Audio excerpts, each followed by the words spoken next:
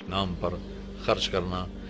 ایک دفعہ حاتم طائی سے کسی نے پوچھا اپنے سے بڑا سخی بھی دیکھا؟ کہنے لگا عرب کا ہر بدو مجھ سے بڑا سخی ہے، مجھے تو اللہ نے رزق دیا تو میری سخاوت مشہور ہو گئی۔ پھر ایک واقعہ سنایا کہ میں ایک سفر میں تھا تو ایک بدو کے یہاں مہمان ٹھہرا، تو عربوں میں سری کھانے کا بڑا رواج ہے، اور سری کا مغز خاص طور پہ بہت شوق سے کھاتے۔ تو اس نے جب وہ مغز نکال کے کھایا تو اس کے منہ سے نکلا کہ واہ بھائی واہ، یہ مغز بڑا پیارا پکا ہوا ہے۔ تو وہ بدو اٹھا اور سریاں کاٹ کاٹ کے لاتا رہا اور بنا کے کھلاتا رہا۔ صبح اٹھ کے دیکھا تو 100 بکریاں اس نے ذبح کر کے کاٹ کے ان کے صرف سری پکا کے مغز حاتم کو کھلایا تھا، اور بھی مہمان تھے۔ تو حاتم کہنے لگا کہ تو نے یہ کیا ہے؟ کہ تیرے پاس اور جائیداد ہے؟ کہ نہیں، بس یہی 100 بکری میری جائیداد تھی۔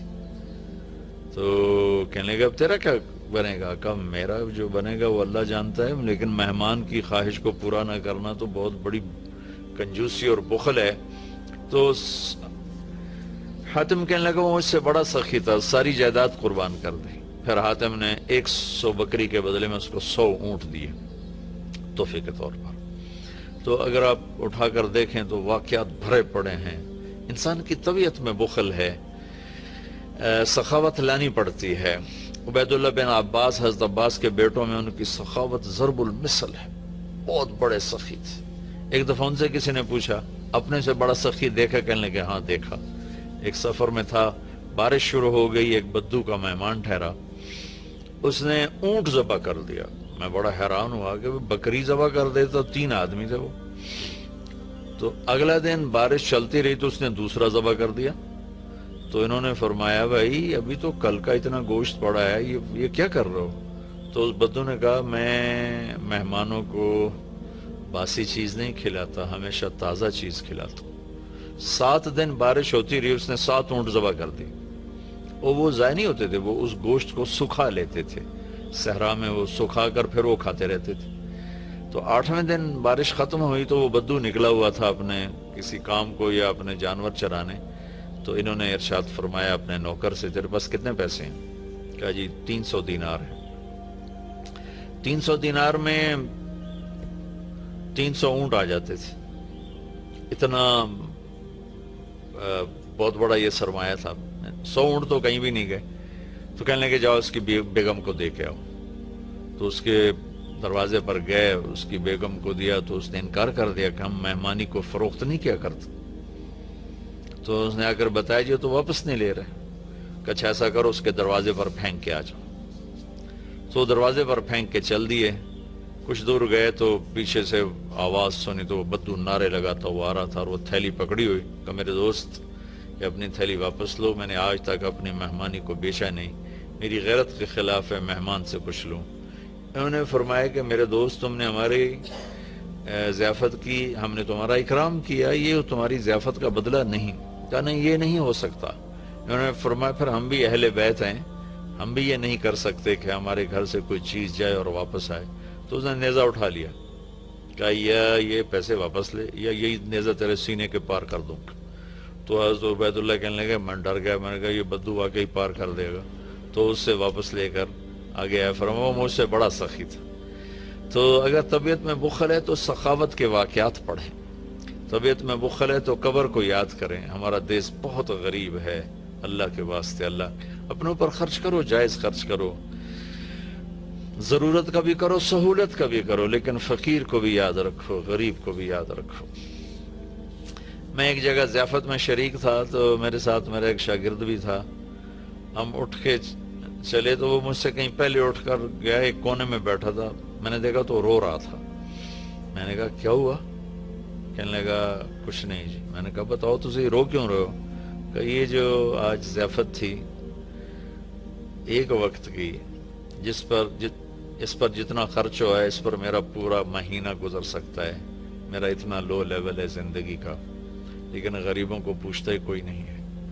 تو سخی بننا اللہ کو پسند ہے، اور بخیل اللہ کا دوست ہو نہیں سکتا، اور جب تک زکوٰۃ ادا نہیں کرے گا جنت میں جا نہیں سکتا۔ فَتُقْوَى بِهَا جِبَاهُهُمْ وَجُنُوبُهُمْ وَظُهُورُهُمْ هَذَا مَا كَنَزْتُمْ لِأَنفُسِكُمْ زکوٰۃ نہیں ادا کی تو اللہ حفاظت فرمائے وہی مال پھر گرم کر کے جسم پہ لگایا جائے گا. تو عورتیں زکوٰۃ ادا نہیں کرتی، مرد نہیں کرتے.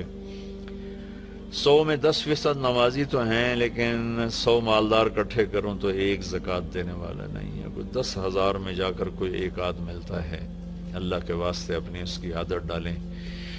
اللہ تعالیٰ کو حضرت ہاشم کا واقعہ سناتا ہوں، بہت مزیدار واقعہ ہے.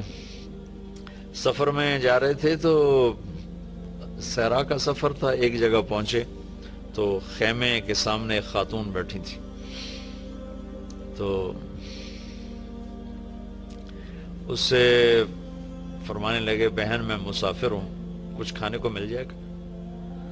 تو وہ کہنے لگی میں نے کوئی ہوٹل کھولا ہوا ہے جو میں تیرے لیے روٹی پکاؤں، چلو اپنا راستہ لو. وہ فرمانے لگے تھک گیا تھا میں وہیں بیٹھ گیا. تھوڑی دیر گزری تو اس کا خامد آ گیا. اس نے مجھے سلام کیا، کہا میرے دوست کون ہو؟ میں نے کہا مہمان، پردیسی، مسافر. کھانا کھایا؟ کہا نہیں جی کوئی نہیں کھایا. تو اس نے اپنی بیوی سے کہا اس کو کھانا کیوں نہیں کھلایا؟ تو وہ کوئی بڑی بدتمیز تھی، وہ خامد کو بھی پڑ گئی کہ میں کوئی ہوٹل کھولا ہوا ہے اور میں یہاں لوگوں کی روٹیاں پکاتی رہوں.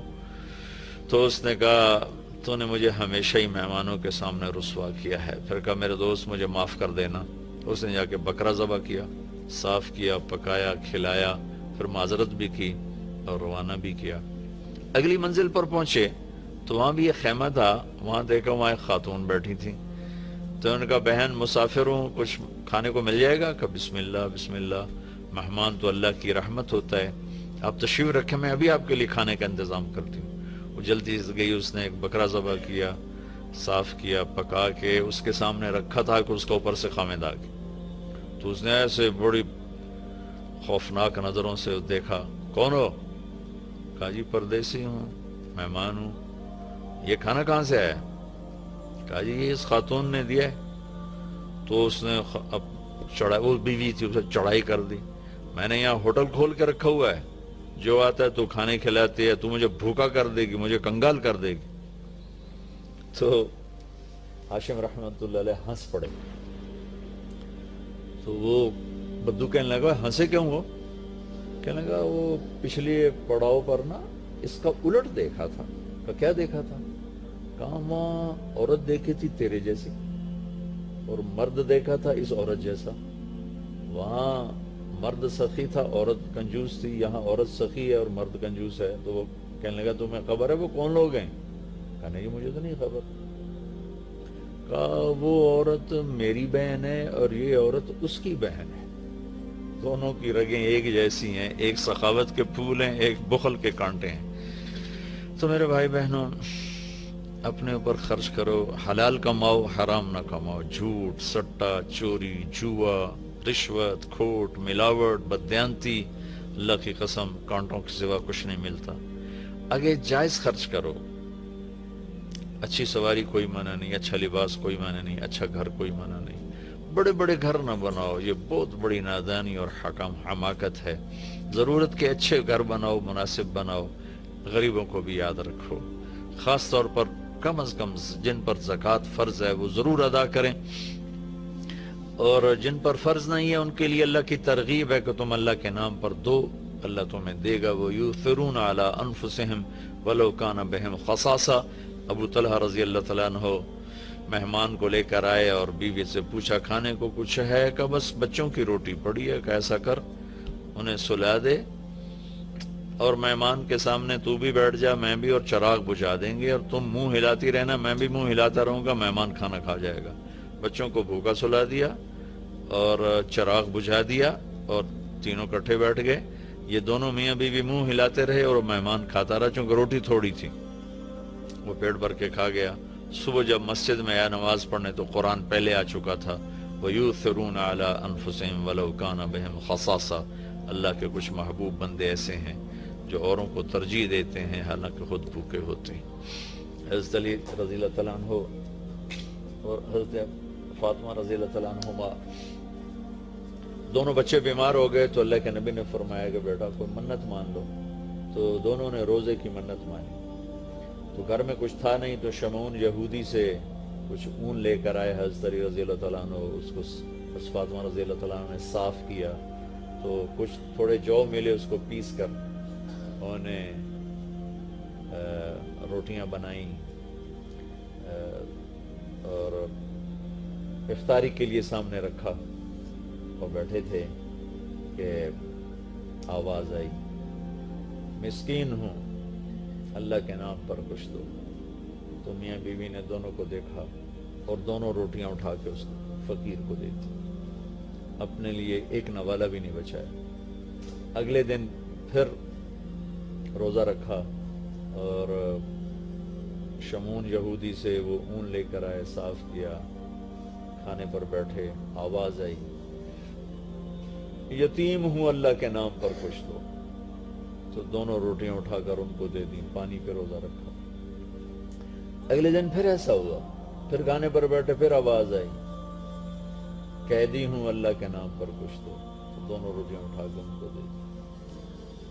اور چوتھے دن بے حال ہو گئیں، تو اللہ کے نبی آئے تو گلے لگایا، رو پڑیں، تو اللہ نے اسے قرآن اتارا، یطعمون الطعام علی حبہ مسکینا و یتیما و اسیرا، کہ میرے کچھ بندے ایسے ہیں جو خود بھوکے ہوتے ہیں لیکن کھانا کھلاتے ہیں مسکینوں کو، یتیموں کو، قیدیوں کو۔ یقیناً یہ درجہ نہ ہم اس پہ آ سکتے ہیں، نہ یہ مطلوب ہے، لیکن اتنا ضرور ہے کہ ہم جب اپنی ضرورتیں پوری کریں، خواہشات پوری کریں، تو غریب کو یاد رکھیں، غریب کی دعا لیں۔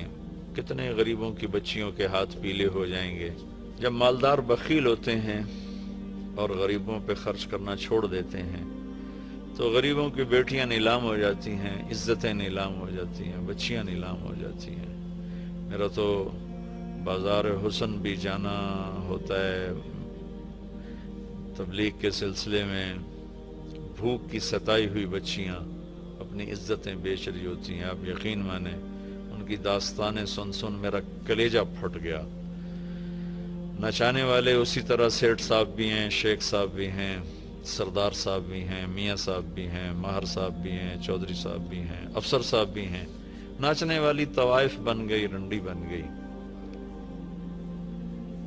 لیکن جس نے گھنگرو پہنا ہے وہ تو اسی طرح معزز بیٹھا ہوا ہے۔ جس نے کسی کی عزت کو لوٹا چند کوڑیوں کے پیچھے، اس کے کالر پر کوئی داغ نہیں ہے، لیکن انشاءاللہ ایک دن آنے والا ہے جب اللہ ظالم اور مظلوم کو اکٹھا کرے گا۔ یہ امتحان کی جگہ ہے، یہ جزا سزا کی جگہ نہیں ہے، ورنہ حسین جیسے کہ سر نیزے پہ چڑھتے اور یزید تخت پہ بیٹھتا، شمر غراتا اور اہل بیت کی چیخ و پکار ہوتی۔ یہ امتحان ہے، مالدار لوگ سخی ہوں تو غریب بھی عزت سے زندگی گزارتا ہے۔ ایک حدیث سناتا ہوں، موسیٰ علیہ السلام نے اللہ تعالیٰ سے پوچھا، یا اللہ جب تو اپنے بندوں پہ ناراض ہوتا ہے تو کیا نشانی؟